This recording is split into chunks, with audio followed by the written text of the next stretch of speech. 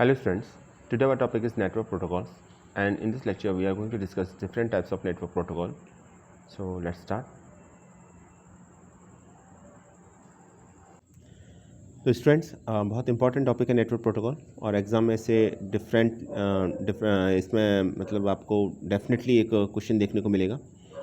Unit 1 से related है networking, और जैसे आप जानते हैं कि अभी हम आपको रिवीजन करा रहे हैं इसका, ये ऑलरेडी टॉपिक पढ़ाया जा चुका है आपको, पर एग्ज़ाम पॉइंट ऑफ व्यू से एक बार स्टूडेंट्स का कहना है कि इसमें कुछ प्रॉब्लम है उनको प्रोटोकॉल्स में। अब इम्पॉर्टेंट टॉपिक है तो इसलिए हम यहाँ पर थोड़ा सा इसको एक बार रिवाइज़ कराएंगे आपको। तो सबसे पहले आपको ये समझना होगा स्टूडेंट्स कि प्रोटोकॉल्स क्या है। Network protocols are a set of guidelines governing the exchange of information in a simple, dependent and a secure way. तो इंटरनेट प्रोटोकॉल्स का मतलब ये है यहाँ पर बेसिकली गाइडलाइंस, ये हम कह सकते हैं रूल्स एंड रेगुलेशंस जो फॉलो किए जाते हैं इन्फॉर्मेशन को जब सेंड किया जाता है और फ्रॉम क्लाइंट टू सर्वर या सर्वर टू क्लाइंट, एक मशीन से दूसरी मशीन की तरफ, एक सिंपल, डिपेंडेंट और सिक्योर वे में। तो कौन कौन सी इंटरनेट प्रोटोकॉल्स होती हैं ज़रा ये देखें हम। फर्स्ट है TCP/IP, then SMTP, POP3, STTP और STTPS। तो ये तो इंटरनेट प्रोटोकॉल्स हैं। कुछ remote login file transfer protocol भी हैं, SSH, SFTP, FTP, SCP, telnet, SMTP, TCP और IP। तो ये डिफरेंट प्रोटोकॉल्स हैं। सबसे पहले देखिए, आपको मैं आज एग्ज़ाम पॉइंट ऑफ व्यू से बताऊंगा प्रोटोकॉल के बारे में। तो पढ़ना तो आपको सभी कुछ है, लेकिन सबसे पहले जब आप कोई प्रोटोकॉल को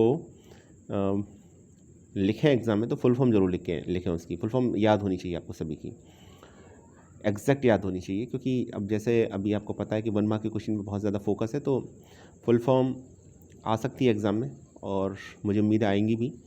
तो फुल फॉर्म पता होनी चाहिए। फिर 1 या 2 लाइन के अंदर उसका डिस्क्रिप्शन आपको लिखना है, और इसमें भी कोशिश ये करनी है कि आप टू द पॉइंट लिखें। ऐसा ना हो कि आप बहुत ज़्यादा डिटेल में लिखें उसको और जो कंक्लूज़न है वो 1 या 2 लाइन का हो। तो बजाय इस बात के आप फोकस करें टू द पॉइंट लिखने की, और याद भी उसी तरीके से करें।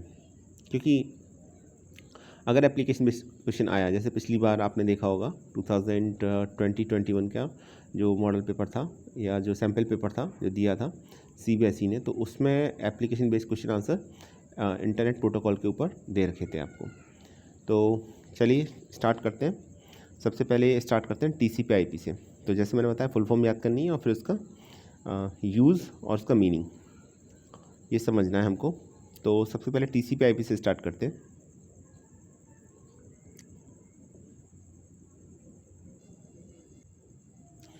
TCP/IP बेसिकली 2 प्रोटोकॉल्स हैं, 2 डिफरेंट प्रोटोकॉल्स हैं जो एक साथ यूज़ की जाती हैं हमें, TCP और IP। TCP को फुल फॉर्म होती है ट्रांसमिशन कंट्रोल प्रोटोकॉल, और IP होती है इंटरनेट प्रोटोकॉल। तो 2 डिफरेंट प्रोटोकॉल्स हैं, लेकिन एक साथ लिखा जाता है, एक साथ यूज़ भी किया जाता है इनको, क्योंकि हम ये कह सकते हैं कि without each other they are incomplete.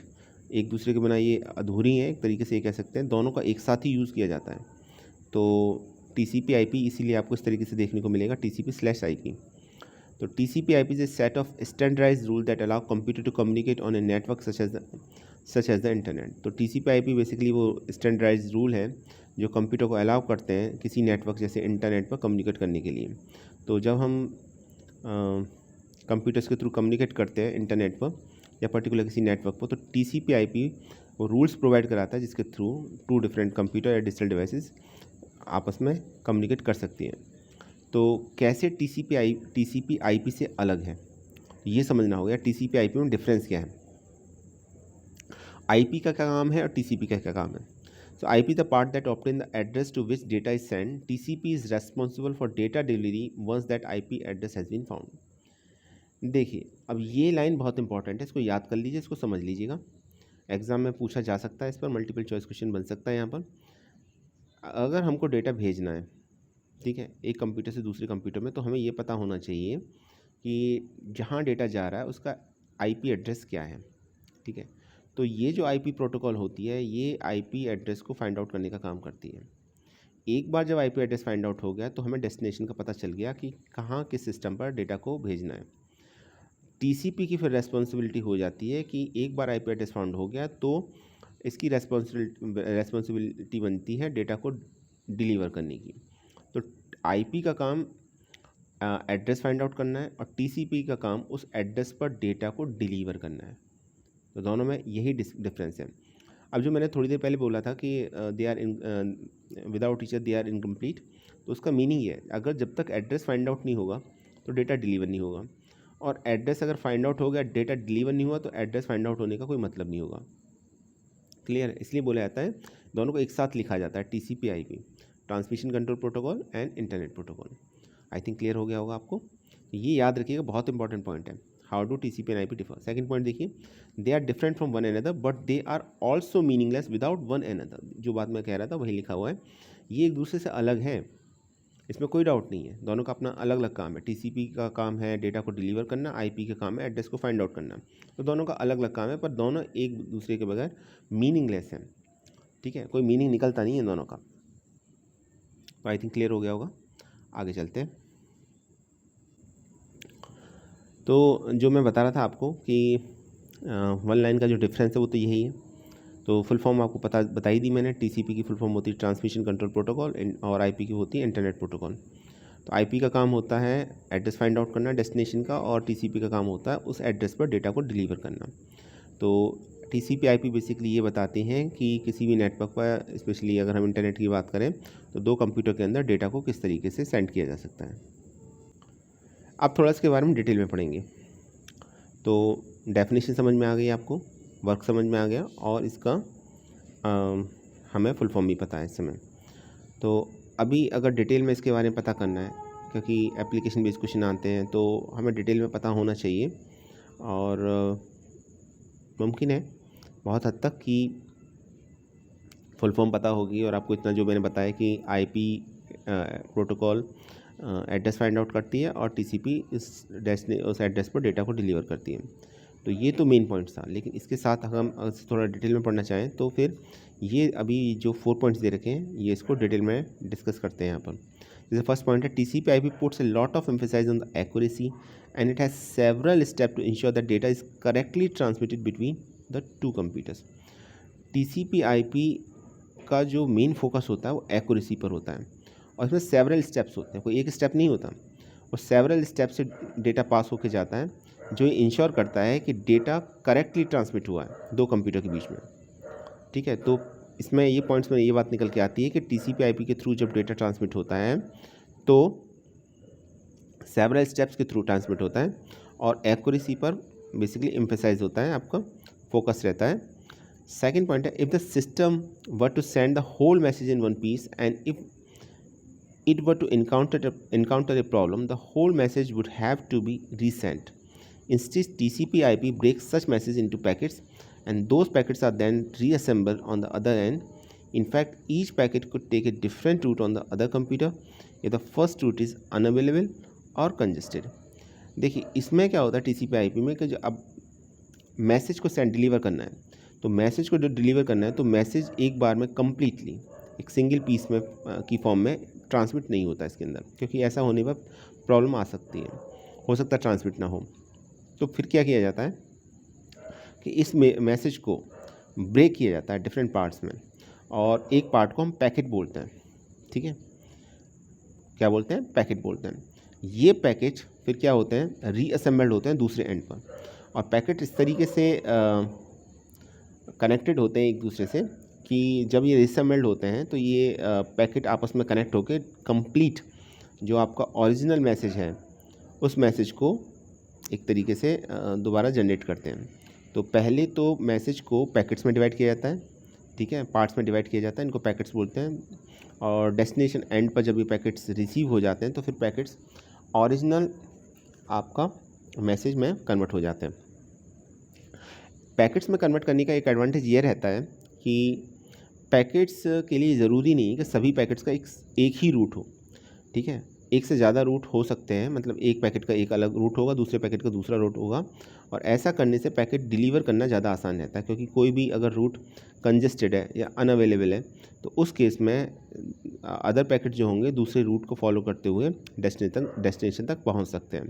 तो इससे डिलीवरी डेटा की या मैसेज की एक तरीके से इंश्योर हो जाती है कि हाँ ये डिलीवर हो जाएगा डेस्टिनेशन पर, क्योंकि पहला तो बात ये कि कंप्लीट मैसेज नहीं है, मैसेज ऑलरेडी पैकेट्स में डिवाइडेड है, और सभी पैकेट्स के लिए ये ज़रूरी नहीं है कि वो सेम रूट को फॉलो करें, वो डिफरेंट रूट्स को फॉलो कर सकते हैं। ठीक है। तो जब वो डिफरेंट रूट्स को फॉलो करते हैं तो फिर इसमें एक एडवांटेज ये रहता है कि अगर रूट अनअवेलेबल है या कंजेस्टेड है तो भी वो डेस्टिनेशन पर डिलीवर हो जाते हैं।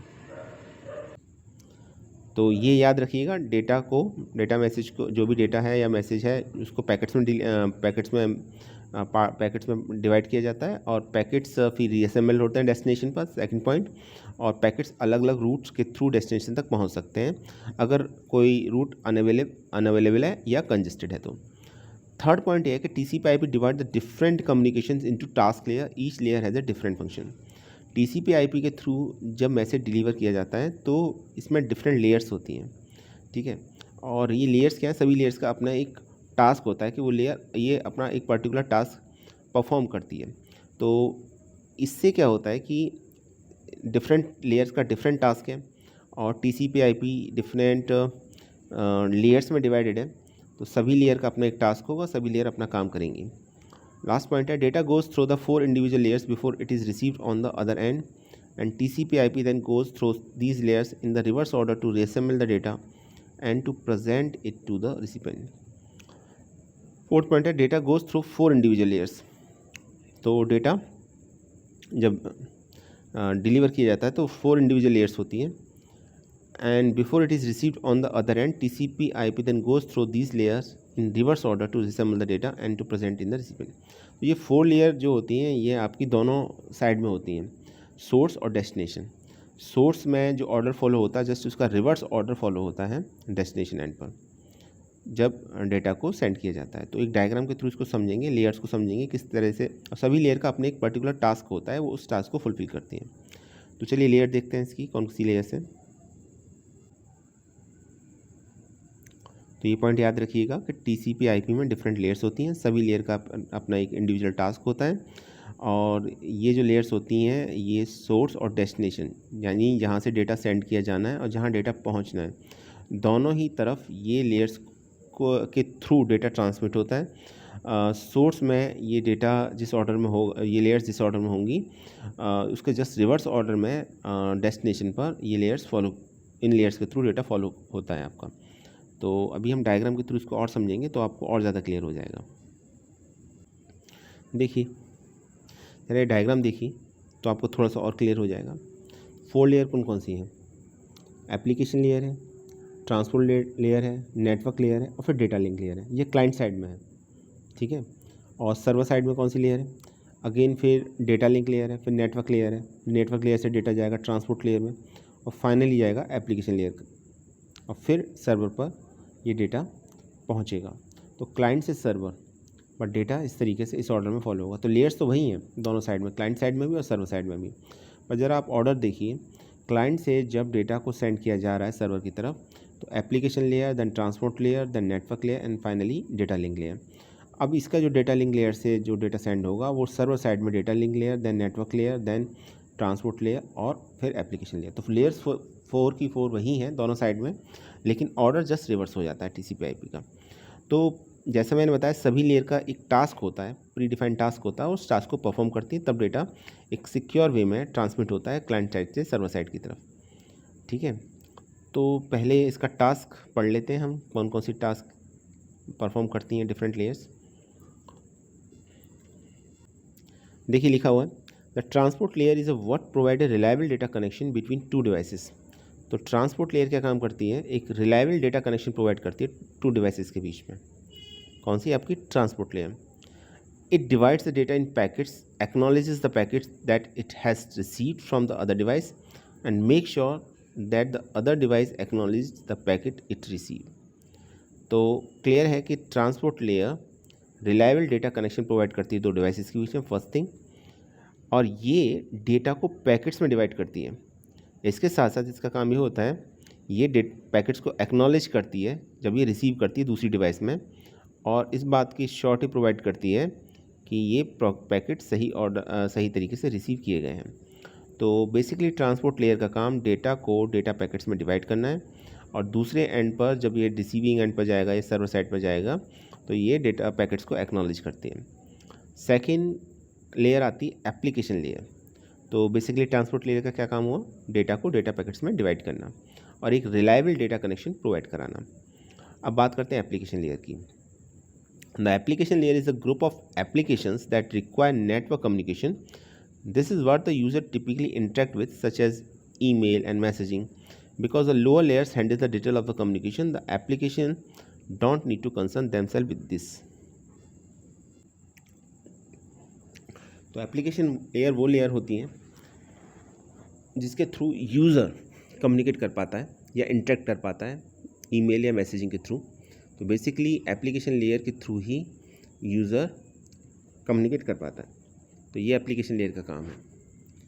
नेक्स्ट लेयर है आपकी डेटा लिंक लेयर। ठीक है, तो डेटा लिंक लेयर क्या है? The data link layer is also called as the link layer और नेटवर्क इंटरफेस लेयर और the physical layer is what handles the physical part of the sending and receiving data using the Ethernet cable और wireless network, network interface card, device driver in the computer and so on. तो data link layer आपकी basically एक सबसे ये handle करती है physical parts को। तो डेटा सेंड करने में जो भी फिजिकल पार्ट इन्वॉल्व होते हैं सेंडिंग और रिसीव करते समय, जैसे ईथरनेट केबल है, वायरलेस नेटवर्क है, NIC है, नेटवर्क इंटरफेस कार्ड है या डिवाइस ड्राइवर है, तो ये उससे रिलेट करती है आपकी डेटा लिंक लेयर। तो बेसिकली ये सभी फिजिकल पार्ट्स को जो कम्युनिकेशन में यूज़ हुए हैं उनको हैंडल करने का काम करती है डेटा लिंक लेयर। सेकेंड आती है इंटरनेट लेयर। तो इंटरनेट लेयर का क्या काम है आपका? द इंटरनेट लेयर को बोला जाता है नेटवर्क लेयर। ये पैकेट्स के मूवमेंट को कंट्रोल करती है। तो देखिए ज़रा डायग्राम एक बार फिर से देखते हैं।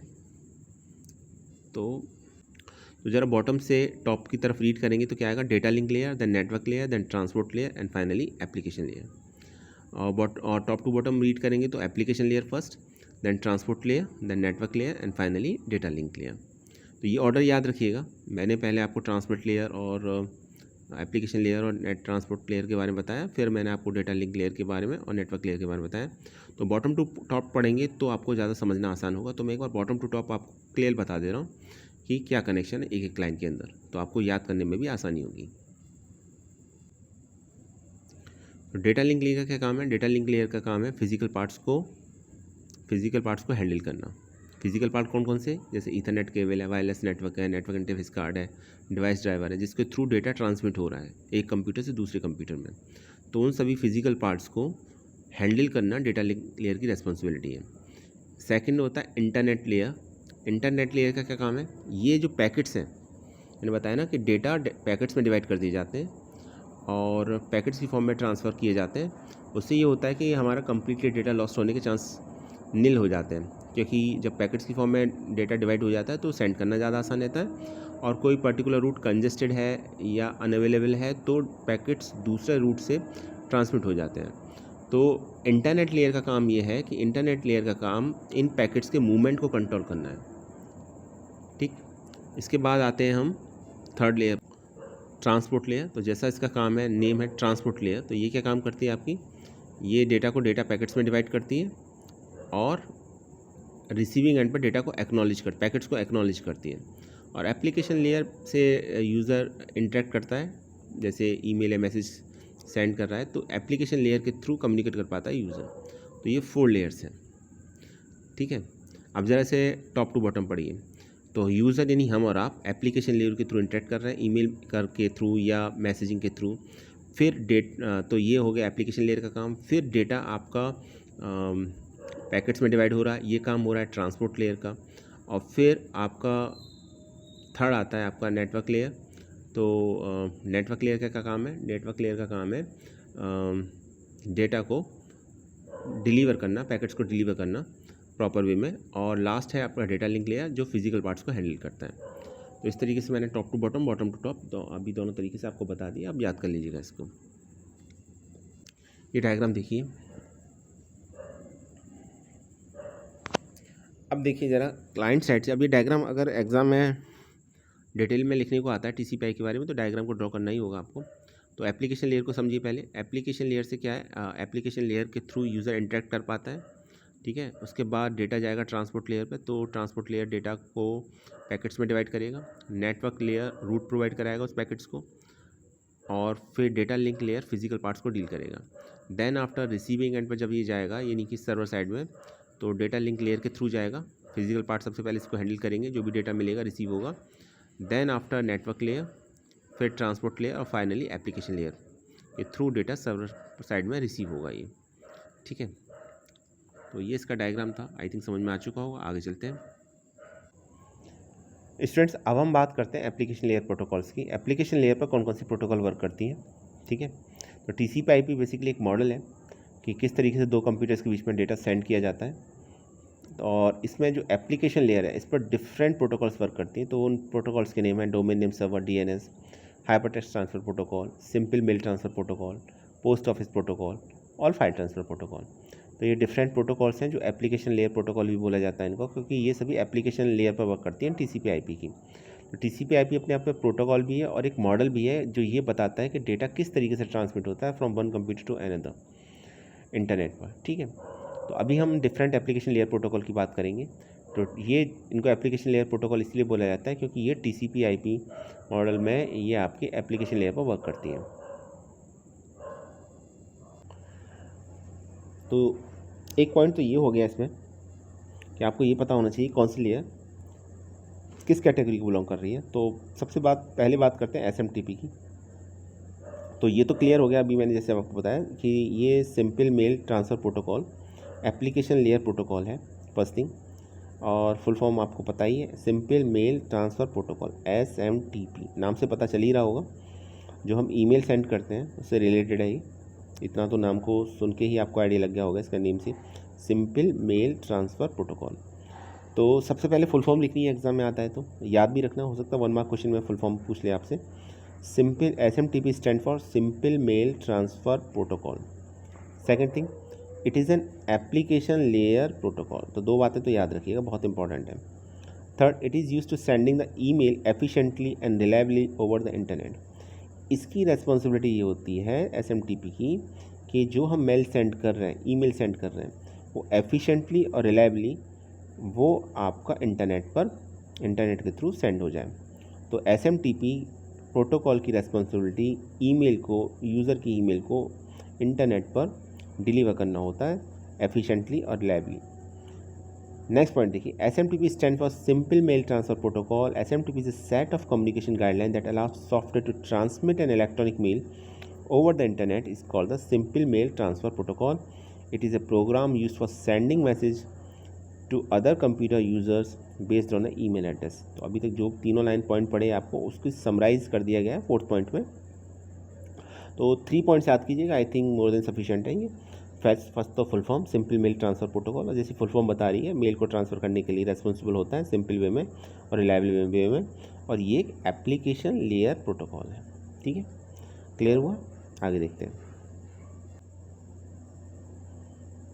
एग्ज़ाम में अगर आता है और डायग्राम ही आपने ड्रॉ कर दिया तो बहुत अच्छा माना जाएगा आपका, कि देखिए एक डायग्राम अपने आप में एक एक्सप्लेनेशन होता है जो ये बताता है। तो कुछ पॉइंट्स लिखे, एक डायग्राम ड्रॉ कीजिए तो ज़्यादा अच्छा रहता है आपका। तो ये डायग्राम बता रहा है आपको, सेंडर की तरफ देखिए, सेंडर से डेटा सेंडर्स मेल सर्वर की तरफ भेजने की रेस्पॉन्सिबिलिटी किसकी है? क्या लिखा हुआ है एरो पर? SMTP simple mail transfer protocol की, ठीक है। फिर यहाँ से ये इंटरनेट के थ्रू रिसीवर्स मेल सर्वर पर जाएगा, तो किसके थ्रू जाएगा? ये भी जाएगा SMTP के थ्रू। तो यहाँ तक रिसीवर मेल सर्वर के बाद रिसीवर तक ये फिर SMTP से नहीं जाएगा, फिर ये इसके लिए रेस्पॉन्सिबल है POP3 और IMAP। अब ये क्या है POP3 और IMAP? ये प्रोटोकॉल्स हैं, इसको हम बाद में डिस्कस करेंगे। पहले चूँकि बात चल रही है सिर्फ SMTP की, तो जैसा कि इसकी फुल फॉर्म है सिंपल मेल ट्रांसफ़र प्रोटोकॉल, तो इस प्रोटोकॉल की रेस्पॉन्सिबिलिटी होती है मेल को एफिशिएंट वे में ट्रांसफ़र करने की। तो कहाँ ट्रांसफ़र करेगा? ये सेंडर्स मेल सर्वर पर ट्रांसफ़र करने की जिम्मेदारी होती है SMTP की, और एक बार ये सेंडर्स मेल सर्वर पर पहुंच गया तो वहाँ से रिसीवर्स मेल सर्वर पर पहुंचाने की जिम्मेदारी इंटरनेट के थ्रू भी SMTP की होती है। जब रिसीवर्स मेल सर्वर पहुँच गया तो यहाँ इसका काम कंप्लीट हो गया। इसके आगे डेटा को फॉरवर्ड करने की या मेल को फॉरवर्ड करने की जिम्मेदारी आपकी POP3 या फिर IMAP की होती है। तो हम इन शॉर्ट ये कह सकते हैं कि SMTP के थ्रू हम सेंडर से डेटा सेंडर्स मेल सर्वर के थ्रू हम रिसीवर्स मेल सर्वर तक भेजते हैं। तो ये SMTP का वर्क हो गया। क्लियर हो गया?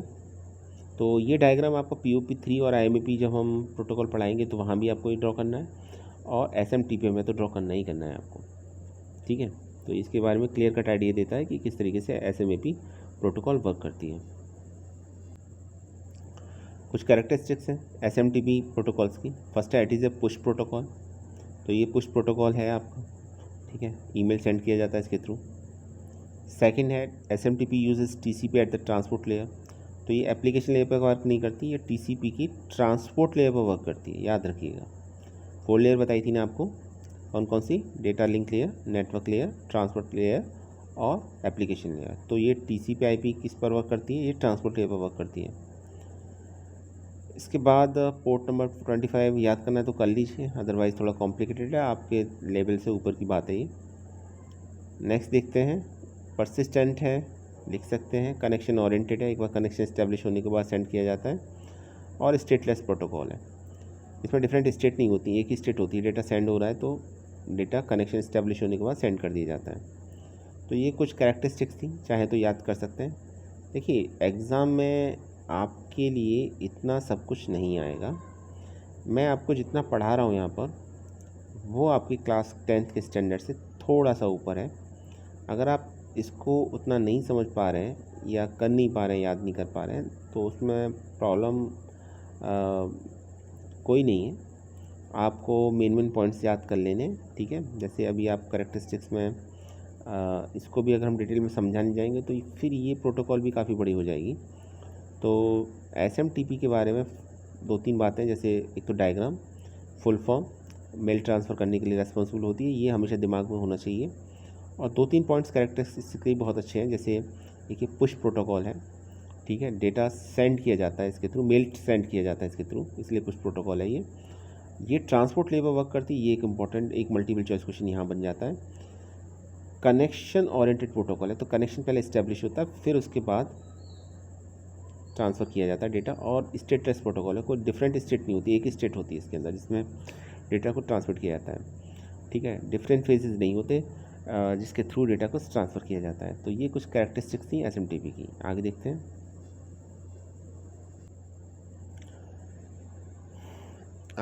POP। तो POP होती है पोस्ट ऑफिस प्रोटोकॉल। तो पोस्ट ऑफिस प्रोटोकॉल क्या है, आपकी फुल फॉर्म है इसकी POP की, पोस्ट ऑफिस प्रोटोकॉल। तो जैसे मैंने बताया डायग्राम दोनों का सेम ही रहेगा, SMTP का भी और POP का भी। तो it is generally use to support a single client and there are several version of POP but the POP3 is the current standard. तो POP3 का एक करंट स्टैंडर्ड है जिसे POP3 बोला जाता है। तो इसके डिफरेंट वर्जन है, POP3 सबसे ज़्यादा पॉपुलर और सबसे ज़्यादा यूज़ किया जाने वाला वर्जन है।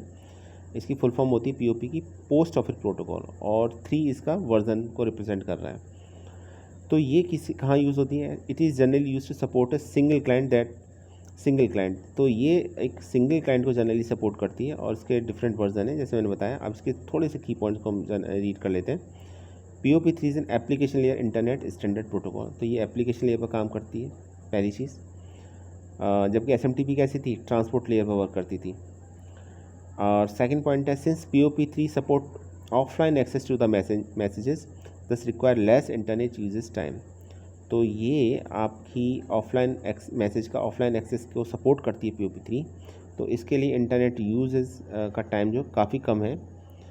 थर्ड पॉइंट है, POP3 does not allow such facility, ये सच फैसिलिटी को अलाउ नहीं करती। Fourth point, in order to access the message it is necessary to download them, message को एक्सेस करने के लिए मैसेज को डाउनलोड करना ज़रूरी है। Next point, it allows only one mail box to be created on server, ये सिर्फ एक मेल बॉक्स को सर्वर पर अलाउ करती है क्रिएट करने के लिए। Last point, it is not suitable for accessing non mail data, ये नॉन मेल डेटा को रिसीव करने के लिए नहीं है, ये भी कुछ ईमेल के थ्रू जाता है, सिर्फ वही डेटा POP के थ्रू एक्सेस किया जा सकता है। तो ये याद रखिएगा।